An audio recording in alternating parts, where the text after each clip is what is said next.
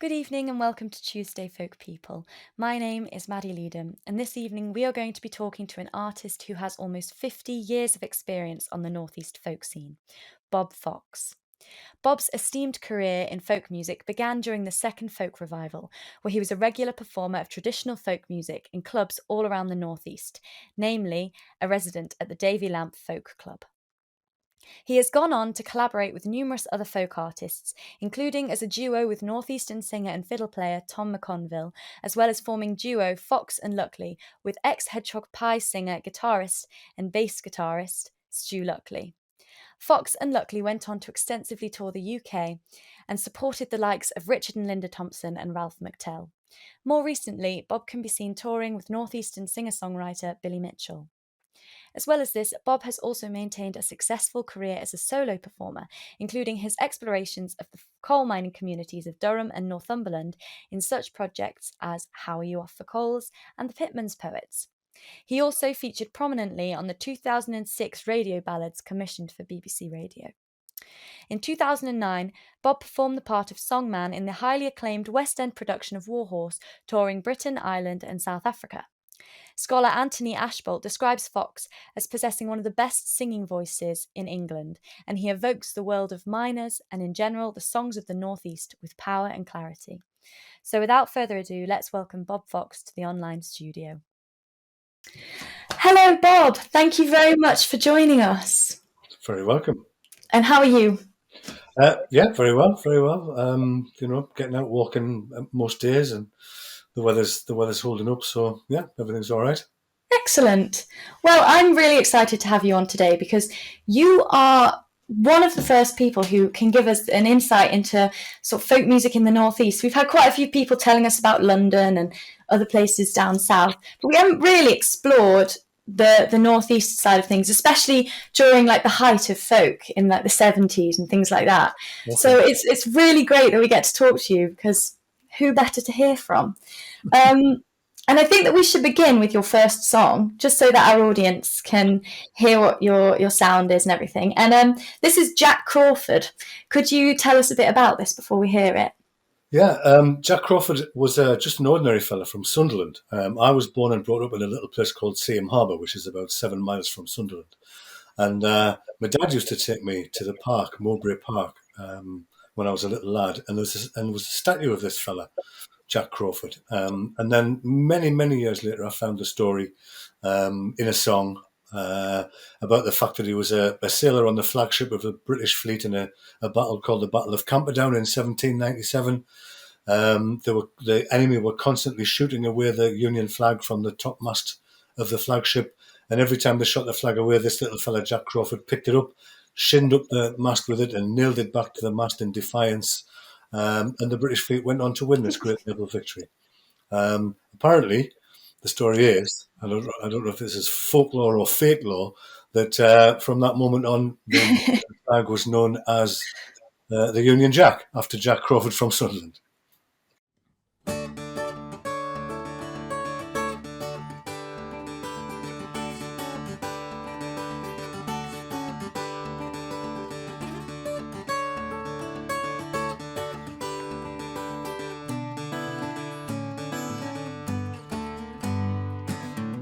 Jack Crawford was a Sunderland man, he worked on board a keel. Up and down Weir Valley, he knew that river well. But then he joined the Navy, and amongst the cannon's blast, there became the hero who nailed his colours to the mast. He nailed his colours to the mast, nailed his colours to the mast. There became the hero, he nailed his colours to the mast. Jack sailed on board the Venerable, the flagship of the fleet.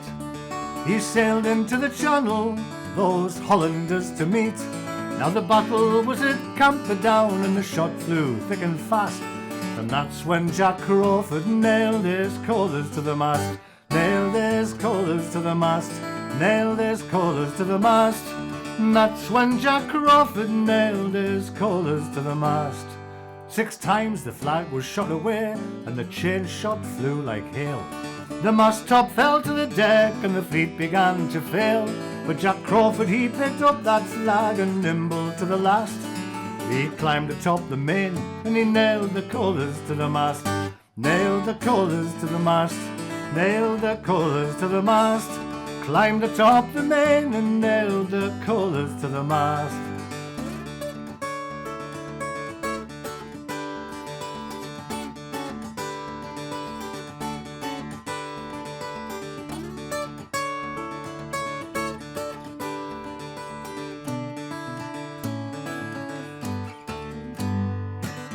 Well, what a cheer was heard that day, and the English tars fought back. The Dutch were torn asunder, and the cry went up for Jack. Admiral Duncan, he stepped up to him, saying, "We've won the day at last." And Jack Crawford, you're the hero, who nailed his colours to the mast. Nailed his colours to the mast. Nailed his colours to the mast. Jack Crawford, you're the hero, nailed his colours to the mast. Then Jack was called to London, he was sent for by the king. He says, "Jack, you're a hero," and the crowds began to sing. "Here's your pension, £30 a year, for you fought them to the last." Raise a cheer for brave Jack Crawford, he nailed his colours to the mast. He nailed his colours to the mast. Nailed his colours to the mast. Raise a cheer for brave Jack Crawford, he nailed his colours to the mast. Now if you go to Sunderland, leave the streets and leave the crowds. See the statue of him, it's standing there so proud. And when you're down in Mowbray Park, just pause as you go past. And remember brave Jack Crawford, he nailed his colours to the mast. Nailed his colours to the mast. Nailed his colours to the mast.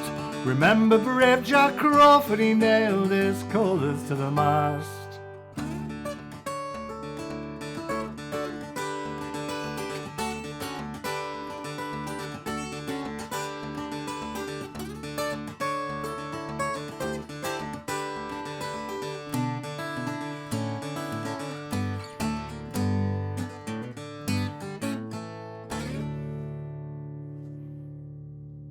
Thank you so much for that, Bob. It's really, really great song. Is it a traditional song? Is it one that's quite old? No, it's not. Strangely enough, it was written by somebody who's quite old. It was written by another friend of mine called Johnny Handel. And Johnny Handel has been around for years and years on the Newcastle scene. He was a member of the High Level Ranters, who were one of the very first major folk groups in the northeast of England. And he wrote the song based on the story for a project called the Northumbria Anthology. And that's a huge collection of songs and stories about characters and things that happened in the northeast of England. Wow. Well, you're more of an old ballad singer, aren't you? I think we mentioned last time that the northeast folk scene split into two, and it was like the traditional ballads and then the songwriters. Have I got that right? Yeah, that's more or less what the scene was like when I first got interested in folk music. There were lots of live music clubs, all frequented by young people and audience and artists alike. But they were very much split into the people who were interested in the very old traditional English songs, English, Scots and Irish songs, and people who were writing their own songs. So there was a traditional folk club and what was known as the contemporary folk club. And in fact, when I was thinking about it since we spoke earlier, and one of the people that we used to rub shoulders with in these contemporary folk clubs was a young, funny-looking lad who came and sang his own songs called Dave Stewart from Sunderland, who went on to meet Annie Lennox and formed the Eurythmics and, became internationally famous, Davy Stewart. But yeah, it was vibrant. There were clubs in all the towns and cities around the northeast, and you could easily find a place to go to whatever day of the week you wanted to go to. Whatever day of the week you wanted to go out, you could find either a traditional folk club or a contemporary folk club or a choice of whatever you fancied back in those days. Oh, I really want to experience that. I want to take a time machine back and just be there during that time. Mostly gone now. In fact, a lot of the pubs that these things were held in have gone as well, long since demolished. But you mentioned last time that one of the key factors of the northeast folk scene that I think made it quite different from the London folk scene was the idea of industry and a celebration of the industry in the area. So how much did that impact on the folk scene? Massively, absolutely massively. I mean, of course, the northeast of England was a rural area at one time, but when the industry came, the heavy industry, which was basically coal mining, shipbuilding, steelworks, steelmaking, um, then there was just a huge influx of people from all over the place, from all over the British Isles, and so there was a lot of influences from the Scots and the Irish came to impact on what was happening in the northeast at the time. And of course, those people would write about what they were doing during the day. The ordinary working people would write songs about what they were doing during the day. So there then became this huge amount of material about working in the coal mines and in the steelworks and in the shipyards. So yeah, I mean, it's had a massive impact. Didn't you do something recently, or not recently? I'm not sure how long ago it was, but How Are You Off for Coals? Yeah, How We Offer Colours was a project I did in I think the late '90s. When I'd sort of immersed myself in the northeastern songs. I wouldn't like to say I was an expert, but certainly the northeastern songs about coal mining were something that I was very interested in. I come from a coal mining family. The whole reason that I'm in the northeast is because my grandfather, or maybe it was my great grandfather, moved, during the Great Industrial Revolution. So I do know a lot of coal mining songs, and I discovered an archive of pictures that had been compiled by an arts organisation in Easington, which is a big mining area in County Durham. And these pictures were all about what the mining communities did when they were at work, when they were at play, when they were on holiday, all of that sort of thing.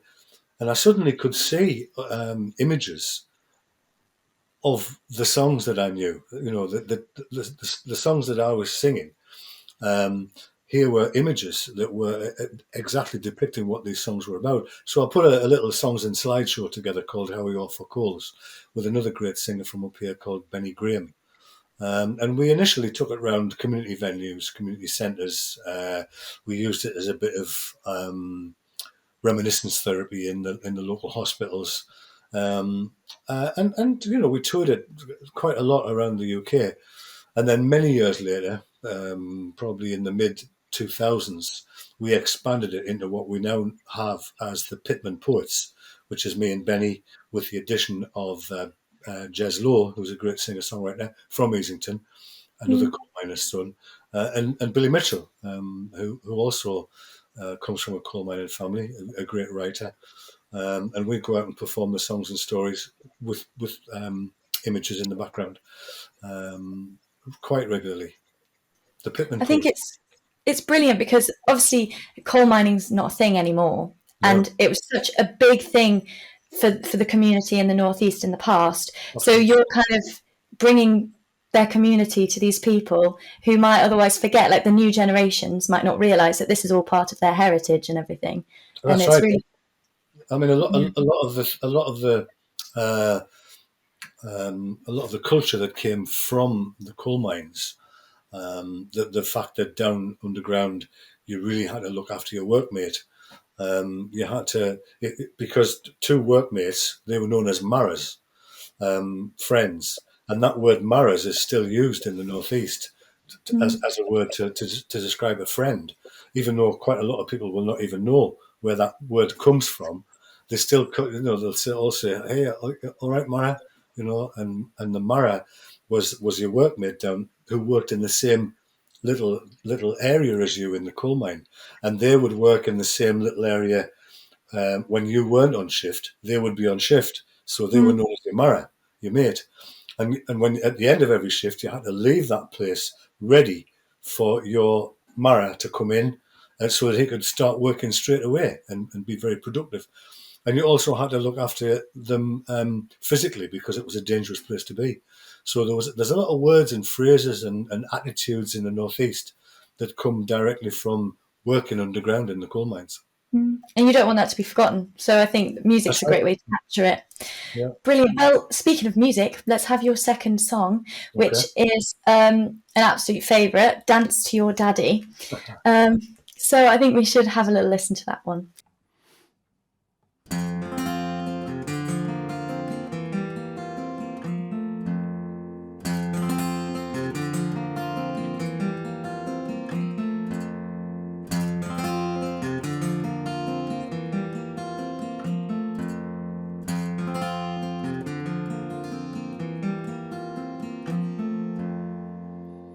Now come here, my little Jackie. Now I've smoked me baccy, let's have some cracky till the boat comes in. And thou shall have a fishy on a little dishy, thou shall have a fishy when the boat comes in. And dance to your daddy, sing to your mommy, dance to your daddy, to your mommy, sing. Dance to your daddy, sing to your mommy, dance to your daddy, to your mommy, sing. Thou shall have a fishy on a little dishy, thou shall have a fishy when the boat comes in. Now here's your mother coming, like a canny woman. Yonder comes your father drunk, he cannot stand. And thou shall have a fishy on a little dishy, thou shall have a fishy when the boat comes in. And dance to your daddy, sing to your mommy, dance to your daddy, to your mommy, sing. Dance to your daddy, sing to your mommy, dance to your daddy, to your mommy, sing. Thou shall have a fishy on a little dishy, thou shall have a haddock when the boat comes in. Now Tommy's always fuddling, he's so fond of ale, he's very kind to me and I hope he'll never fail.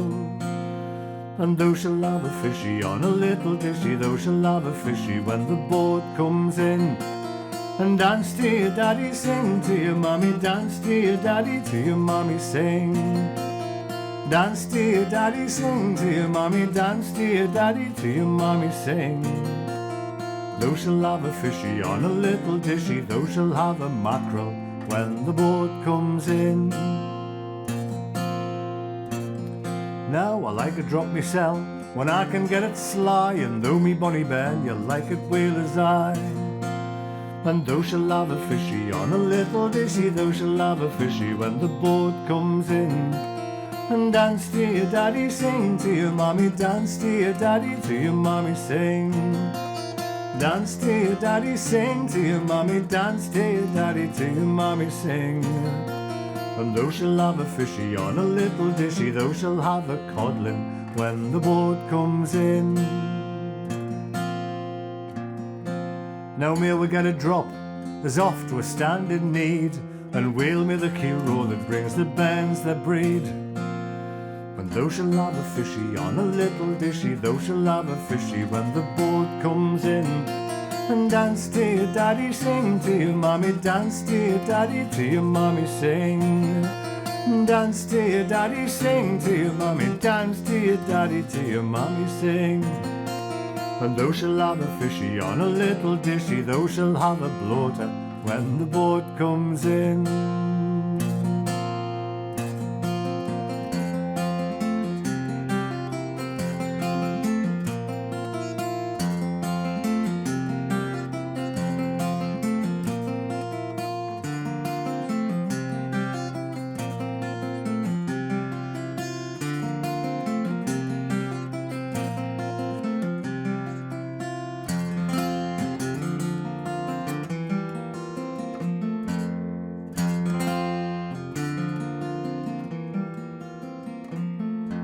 So come here, me little Jackie, now I've smoked me baccy, let's have some cracky till the boat comes in.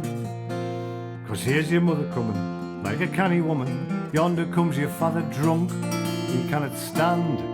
And Tommy's always fuddling, he's so fond of ale, he's very kind to me, I hope he'll never fail. And I like a drop mysel when I can get it sly, and though me bonny bairn you like it weel as I. Then may we get a drop as oft we stand in need, and wheel me the keel row that brings the bands that breed. And dance to your daddy, sing to your mommy, dance to your daddy, to your mommy, sing. And dance to your daddy, sing to your mommy, dance to your daddy, to your mommy, sing. And thou shall have a fishy on a little dishy, thou shall have a fishy when the boat comes in. Aye, thou shalt have a fishy on a little dishy, thou shalt have a salmon when the boat comes in.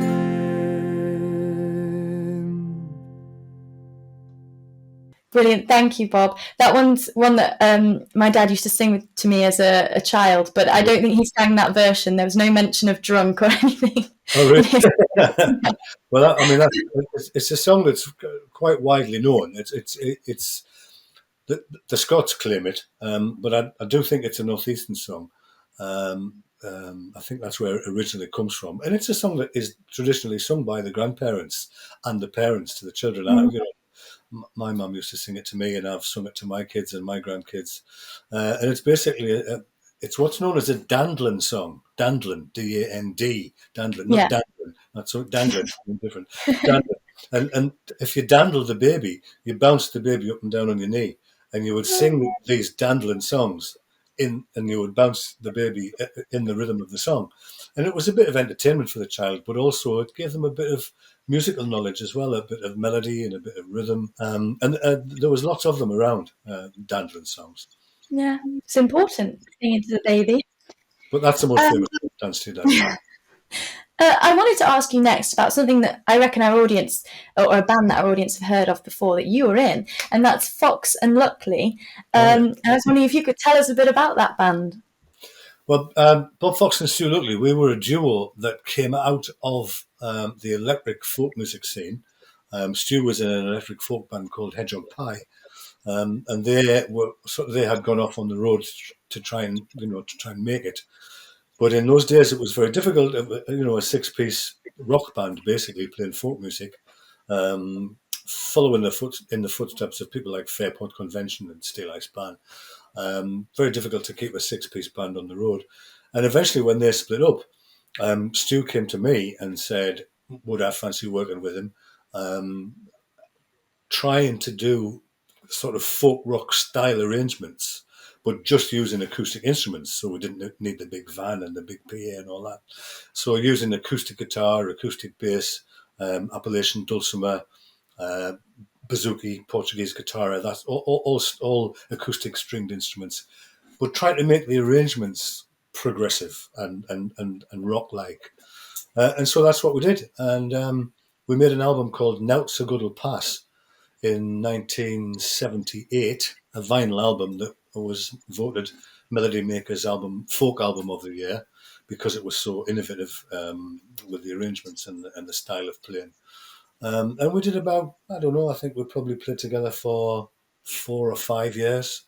You know, did all the major folk clubs, did all the major folk festivals, toured Australia, did all kinds of things. We were the great young things, the bright young things of folk music in those days. And there were quite a few instruments, weren't there, involved in the duo? We probably carried 2 guitars, Portuguese instrument, Appalachian. Yeah, we probably carried 6 different instruments with us, and we mixed and matched them as well in all of the arrangements. Well, that's what you have to do if you're trying to recreate a 6-piece band with 2 of you. That's the only way to go about it. Largely, it was accepted that we were successful at that. You know, most of the pundits said, you know, you can't believe there's only 2 people playing. I should have had something, you know, for you to play, really, from that album. But I'll send something to you. Excellent. But yeah, you innovated like no one else has tried that style before, have they? I think it's just the pair of you've done it. That's right. I mean, the acoustic duos at the time that were people like Martin Carthy and Dave Swarbrick, and the Dransfield brothers, Robin and Barry Dransfield, who were kind of guitar and fiddle. That was what was on the go, and we came in with all these different combinations of instruments and styles as well, because we played quite funky sometimes and we played quite bluesy sometimes, but it was almost always using traditional songs, old songs. Excellent. Well, let's go for your third song. Which is one of my favourites, and it's Snowfalls. And do you want to tell our audience a bit about this? Because I'm sure they'll recognise it when they hear it. Yeah, they may do. If they've ever been to see the great stage play Warhorse, which initially was on in London at the National Theatre, and then they moved it from the National Theatre to the New London Theatre, where it played for a long time. And I got the job of being the folk singer in the play. who is invisible to everybody in the story, obviously not in the audience, but in the story they can't see him, and is used in various ways. But one of the ways he's used is to make the time pass. So, for example, on stage, if 5 or 6 years has to go by, he'll sing a bit of a song, and during the course of that few minutes of the song, that time passes. And when he sings this song, The Snowfalls, it's when the young foal, Joey, is forming a relationship with his owner, Albert Narracott, who's the sort of hero of the story. And they have to grow up over about 4 or 5 years. He has to grow up from a foal to be a full-size horse on stage.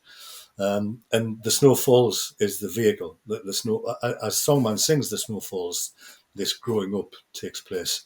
And at the very end, he emerges as a full-size horse on stage, which is a puppet, of course. But you know, they were so fantastically designed and built that when I used to listen to comments from the audience as I walked away at the end of the show, you know, I was walking away off down to the tube station, mingling in with the audience, and one of the most common things that you would hear them say would be, "Well, you know, we knew they were puppets, but after a while, it just seemed like real horses." That was me. I said that. I'm guilty. So job done. Yeah, excellent. Well, let's hear it.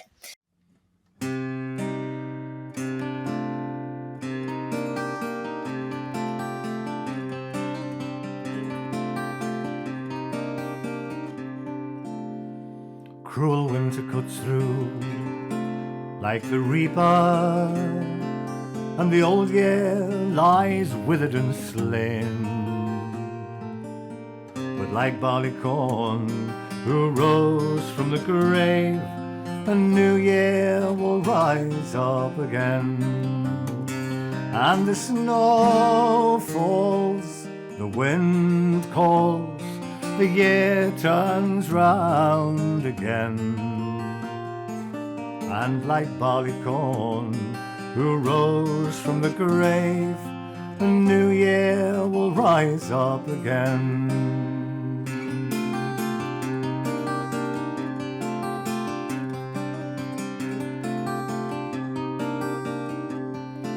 And I'll wager a hatful of guineas against all of the songs you can sing, that someday you'll love and the next day you'll lose, and winter will turn into spring. And the snow falls, the wind calls, the year turns round again. And like barley corn who rose from the grave, a new year will rise up again.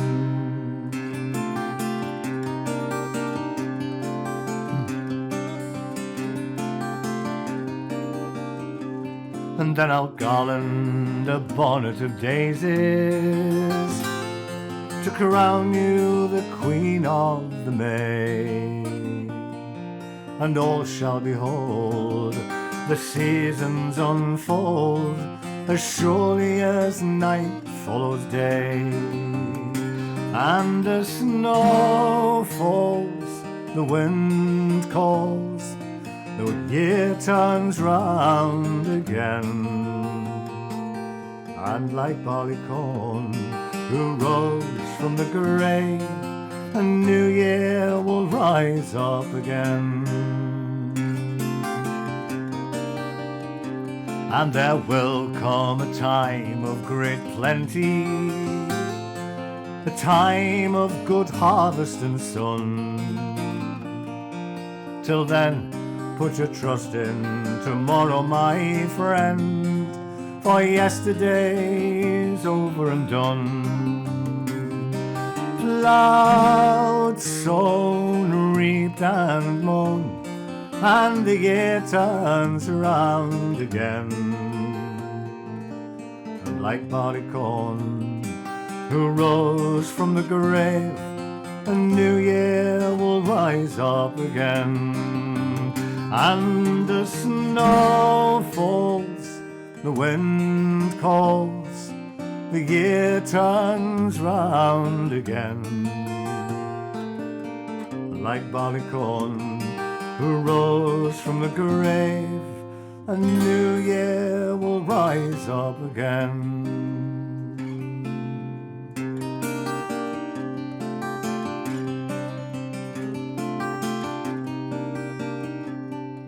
Then cruel winter cuts through like the reaper.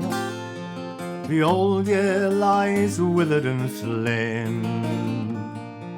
But like barleycorn who rose from the grave, a new year will rise up again.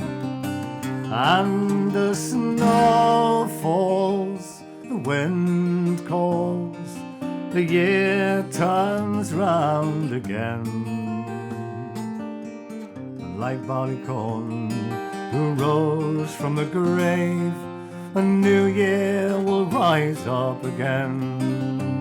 Then Phoebe arise, a gleam in her eyes, and the year turns round again. And like barleycorn who rose from the grave, a new year will rise up again.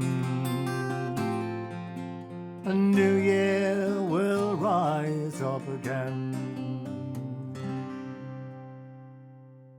I just love that. I think that it's such a powerful way of almost narrating a story, using the folk singer to do that, because folk song's not that popular or not that commonly used in theatre, is it? So how did you find the difference of singing folk song in theatre than in like a folk venue?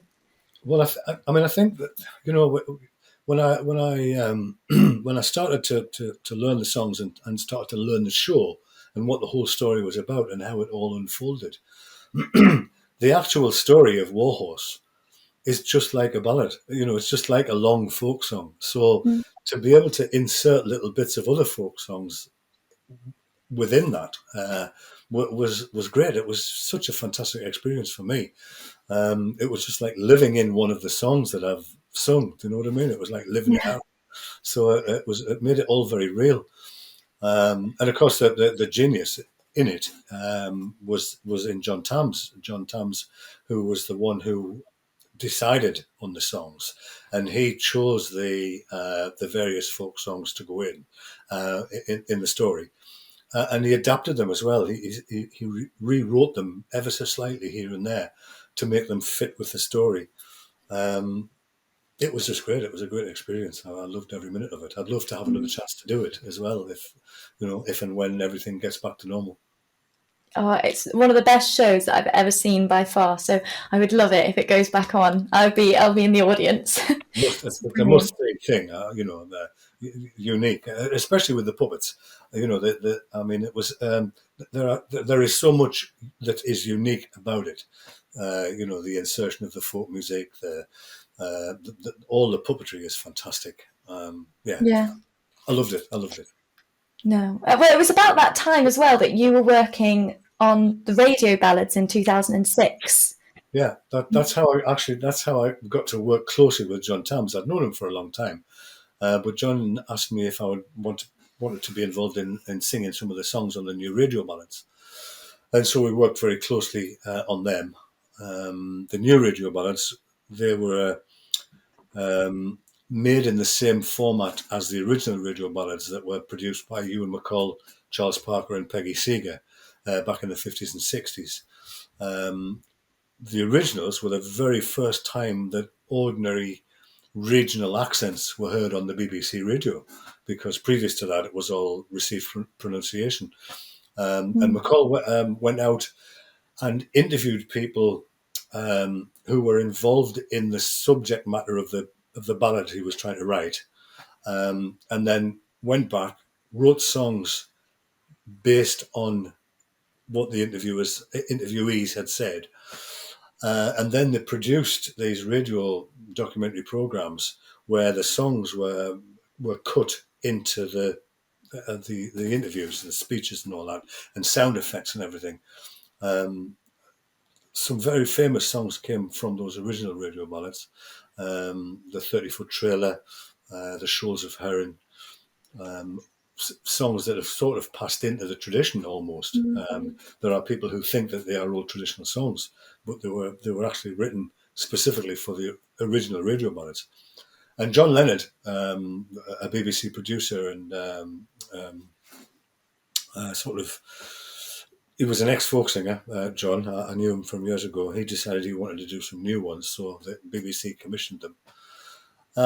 And they did the same thing. They went out and interviewed people who were involved in shipbuilding, fairgrounds. There's a fantastic one called The Enemy That Lives Within, which is about living with HIV/AIDS.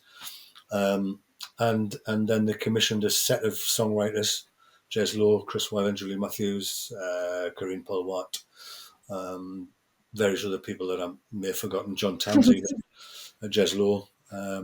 And they wrote songs based on what the interviewees had said. And then we all sang them, and they all got cut into these fantastic radio programs, the radio ballads. There is some information on them still on the BBC websites. So if you search BBC radio ballads, you'll get a couple of pages on the BBC website that have been archived now. I don't think you can listen to the programs. Oh, but you can get lots of information, and they were fantastic pieces of work as well.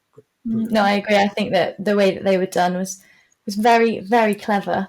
And your last song is actually written by the original person who did the radio ballads, Ewan McCall, isn't it? What's it called? Yeah. Well, I mean, I was interested in the songs of Ewan McCall because he writes in the traditional style. He writes new songs, but they're in the traditional style of the old songs. And the radio ballad songs were so fantastic. But I mean, he's not just restricted to the radio ballads. He wrote some fantastic songs. He wrote a wonderful love song called "The First Time Ever I Saw Your Face," and he wrote about Peggy Seeger. And like almost every major artist in the world has recorded that song. So he wasn't just restricted to the folky kind of radio ballady things. Yeah. Well, excellent. We are running short on time, so we are going to have to come to your final song now. But before we hear it, I just really want to say thank you so much for talking to us. It's been so exciting and interesting, and it's just really great. So thank you. Oh, it's my pleasure. Thank you very much. Thanks for asking.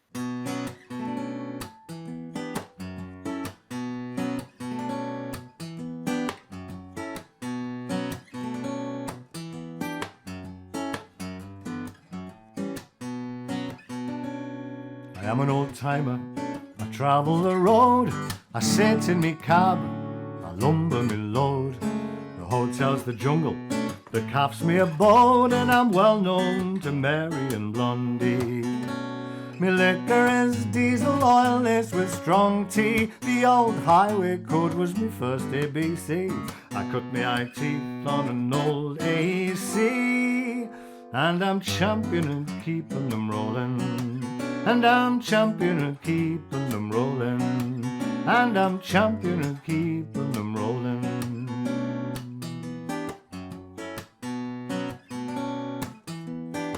Well, I've sat in the cab, I've been broiled in the sun, I've been snowed up in Sharp on the Manchester Run. I've crawled through the fog with me 22-ton of fish, stinking like blazes. From London and Glasgow to the Newcastle Quay, from Liverpool and Preston to Bristol City, all the lads on the road give a thumb sign to me, 'cause I'm champion at keeping them rolling. And I'm champion at keeping them rolling. And I'm champion at keeping them rolling.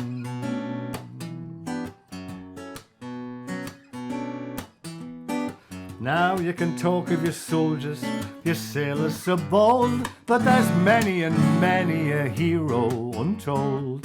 Sat in the cab through the frost and the snow, day after day without sleeping. So it's watch out for cops and slow down at the bends. Keep an eye on your gauges, boys, and watch your big ends. And zig with your lights when you pass your old friends. And you'll be champion at keeping them rolling. You'll be champion at keeping them rolling. You'll be champion at keeping them rolling.